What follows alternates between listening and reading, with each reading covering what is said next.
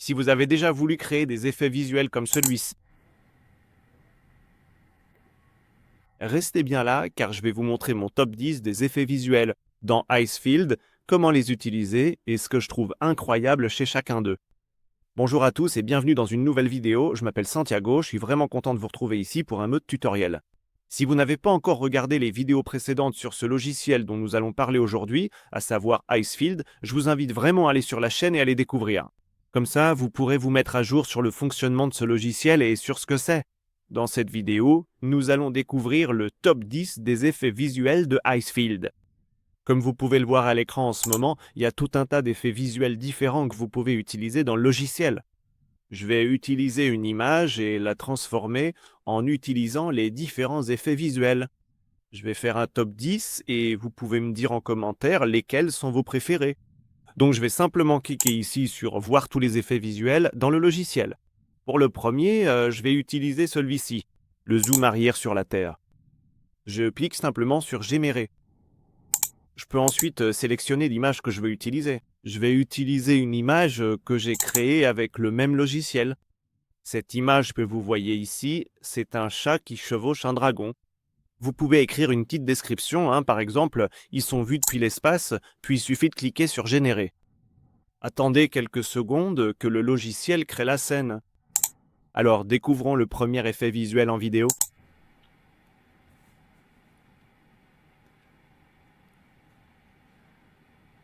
Comme vous pouvez le voir, le logiciel fait un travail incroyable pour créer un effet visuel où le personnage est vu depuis l'espace. Voyons-en un autre. Si on retourne dans l'outil d'effet visuel, disons qu'on veut utiliser celui-ci, celui de la maîtrise de l'air. C'est le numéro 2.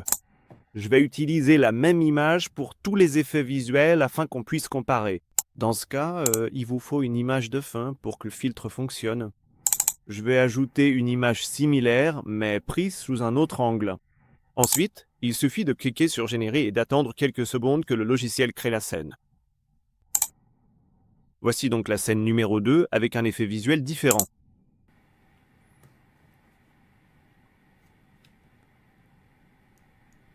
Les transformations que le logiciel réalise sont vraiment géniales. C'est l'un de mes effets préférés. Revenons encore une fois à l'outil d'effet visuel. Je vais vous montrer le troisième. Pour le troisième, je vais utiliser le sprint rapide. Celui-ci, juste ici. Encore une fois, pour celui-ci, il faut une image de départ et une image de fin. Je vais utiliser les mêmes. Je vais simplement cliquer sur Générer. Voici donc le troisième.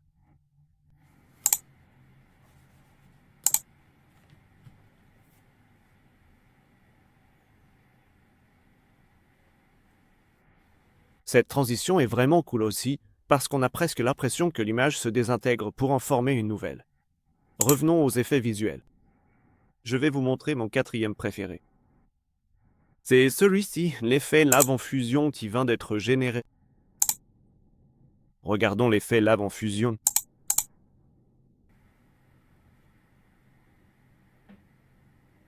Celui-là est vraiment cool parce qu'il donne presque l'impression que la fumée sort des personnages. Voyons le cinquième. Celui-ci est vraiment génial, c'est l'effet animalisation.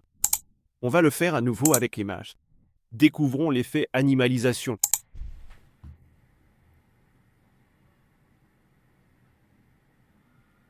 Comme vous pouvez le voir, ce que le logiciel a fait ici, c'est rendre le chat un peu plus ressemblant au dragon. Je trouve ça vraiment cool aussi. Voyons le sixième effet visuel que j'utilise le plus et que j'aime le plus. C'est la vague terrestre.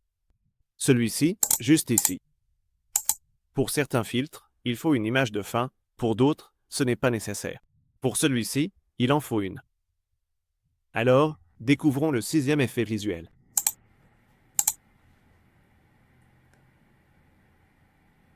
Je trouve ça vraiment génial, la façon dont le dragon se transforme en terre, puis la terre devient l'image finale.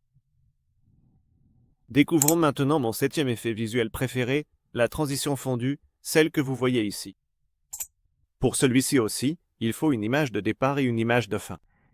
Je vais simplement générer à nouveau avec la même image. Alors découvrons le septième effet visuel.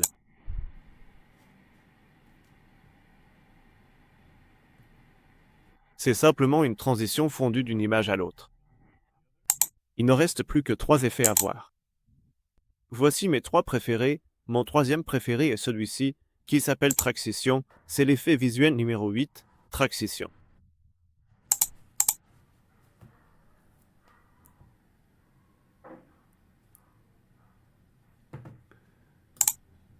Mes 2 derniers préférés sont celui-ci, la chute de pizza, où il n'est même pas nécessaire d'avoir une image de fin. C'est l'effet visuel numéro 9, la chute de pizza.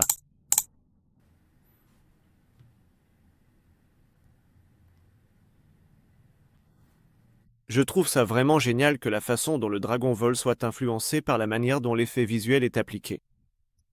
Comme vous pouvez le voir, quand la pizza tombe. Le dragon bouge en fonction de la façon dont il vole. Et mon effet visuel préféré de tous les temps dans Icefield, c'est la transition saut, celui-ci juste ici.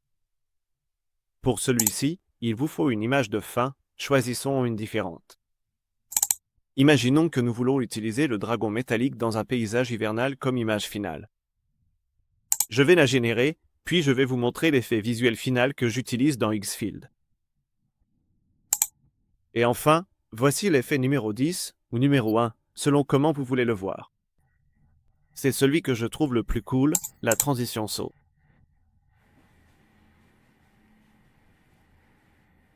Je trouve ça vraiment incroyable la façon dont le logiciel crée une transition fluide entre la première image et la dernière. Et voilà à peu près comment utiliser l'un des effets visuels les plus cools dans Icefield. J'ai hâte de lire vos commentaires ci-dessous pour savoir lesquels vous utilisez le plus ou lesquels vous préférez. Comme toujours, je m'appelle Santiago, je suis vraiment. En tant que vous ayez regardé cette vidéo et sans plus attendre, on se retrouve dans la prochaine, à bientôt.